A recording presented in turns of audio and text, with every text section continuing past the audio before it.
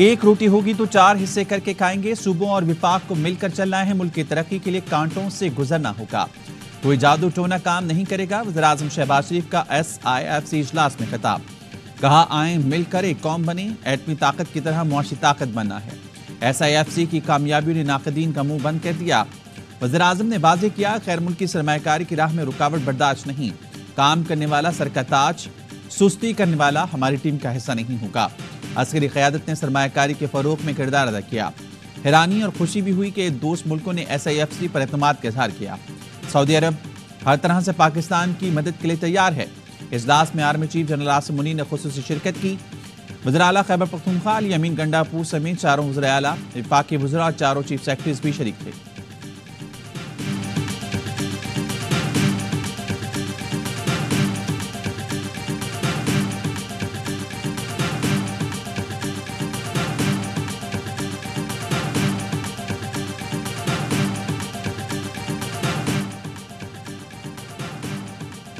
वज़ीर-ए-आज़म की ज़ेर सदारत SIFC इजलास में मुख्तलिफ इक़दामात और मनसूबों का जायजा। वज़ारतों ने SIFC प्लेटफॉर्म के जरिए पॉलिसी इक़दामात पर ब्रीफिंग दी।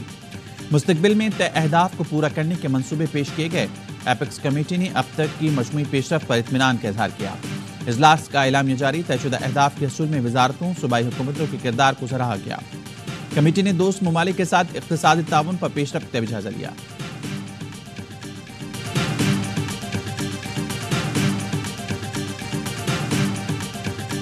दुआ सलाम हुई है सर?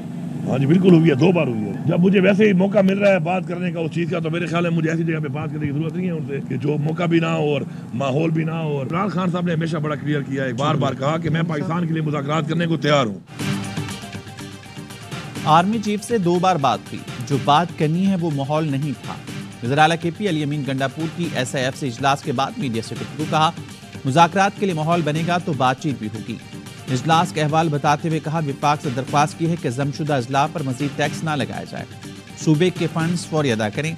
पख्तूनख्वा का बजट विफाक से पहले देकर कोई गैरानी काम नहीं किया। सूबे और मुल्क के लिए जो भी किरदार होगा अदा करेंगे।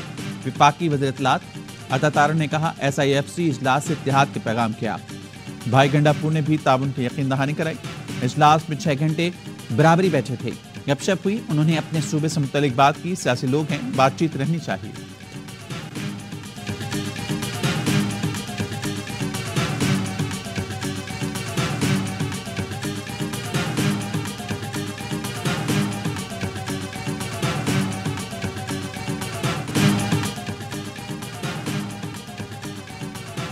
बिजली की लोड शेडिंग सिंध हुकूमत और के इलेक्ट्रिक में ठन गई। सईद गनी ने कहा, लोग एहतजाज के बजाय के इलेक्ट्रिक के दफ्तर जाकर उनके AC और पंखे बंद कर दें।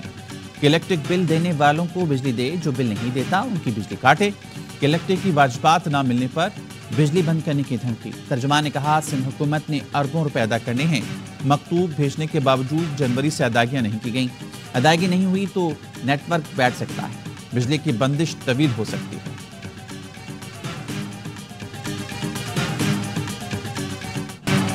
अठारह से 22 घंटे लोड शेडिंग। पिशावर वालों का सबर जवाब दे गया। PTI MPA फजल इलाही की क़यादत में 1000 ख्वानी ग्रिड स्टेशन के बाहर एहतजाज। धमकी दी कि मुतालबात पूरे ना हुए तो फीडर्स बंद कर देंगे। इंतजामिया से कहा, मेरे लोग अंदर आ गए तो कंट्रोल मुश्किल होगा। टस्को हुकाम ने बातचीत के बाद बिजली बहाल कर दी।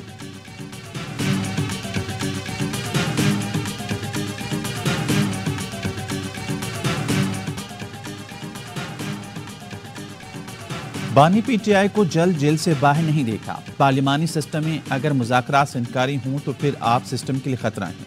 वज़ीर-ए-आज़म के सियासी मुशीर राना सनाउल्लाह की ERY न्यूज़ से गुफ्तगू। कहा, अगर कैदी रिहा और मैंडेट दे दें तो हमने मुज़ाकरात क्या करने हैं। सब कुछ आपको दे दें तो फिर हम तो जेलों में होंगे। PTI को रिलीफ किसी इशारे से नहीं मिल रहा। अपोजिशन इत्तेहाद खुद ही बन रहा है, कोई इशारा नहीं। अपोजिशन का इत्तेहाद बन जाए तो मुज़ाकरात का रास्ता खुल सकता है। फिर मौलाना फजलुर रहमान से बात करेंगे। अगर उनसे पहले बात करी तो फिर वो JUI को इत्तेहाद में नहीं लेंगे। बानी PTI ने भले गलत समत में जदोजहद की, लेकिन मज़ाहमत की और स्टैंड लिया।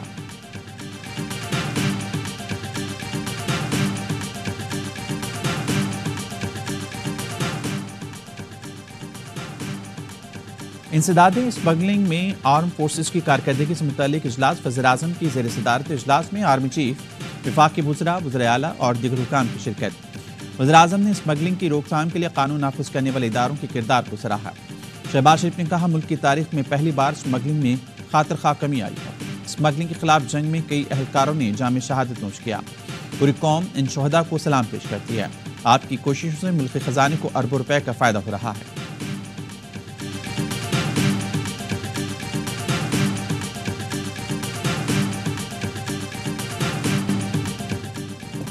एजिप्टन में पाकिस्तान नाकाबिल शिकस्त ना रहा। दूसरे T20 में ग्रीन शर्ट्स को 23 रन से शिकस्त। कौमी टीम 184 रन के ताकुब में 160 पर ढेर हो गई। फखर जमान के 45 और बाबर आजम के 32 रन भी जीत ना दिला सके। रिजवान 0, साइम अयूब सिर्फ 2 और शादाब खान 3 रन बना सके। आजम खान 11 पर हिम्मत हार गए। टोपली ने 3, मोइन और आर्चर ने 2-2 विकेटें उड़ाई। इंग्लिश टीम ने पहले खेलकर 7 विकेट पर 184 रन बनाए थे। शाहीन ने 3, अमाद वसीम और हारिस रऊफ ने 2-2 विकेटें हासिल की। शादाब खान ने 4 ओवर्स में 55 रन दिए। इंग्लैंड के कप्तान जॉस बटलर 84 रन की शानदार इनिंग पर मैच के हीरो रहे। 4 मैचेस की सीरीज में मेजबान टीम को 1-0 की बढ़ती। दूसरा मैच मंगल को कार्डिफ में खेला जाएगा।